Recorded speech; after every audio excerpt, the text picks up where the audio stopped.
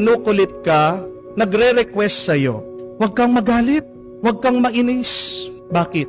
Kaya nga humihingi sa'yo kasi alam niya mayroon kang ibibigay. Amen? Hindi naman hihingi sa'yo kung wala kang ibibigay. Ang tanong ko po sa inyo, ano mas gusto nyo? Yung humihingi o nagbibigay? What do you prefer? To be the receiver or to be the giver? Kapag ikaw ay nagbibigay, anong ibig sabihin? Binigyan ka. Kapag may lumalapit sa'yo, humihingi sa'yo, matuwa ka. Kasi pinuno ka ng grasya ng Diyos. Mas mahirap yung humihingi. Dahil ang humihingi, wala. Ang humihingi, naghihirap. Ang humihingi, nagdidepende sa ibang tao. Pero ikaw na nagbibigay, magpasalamat ka sa Diyos dahil meron kang ibibigay.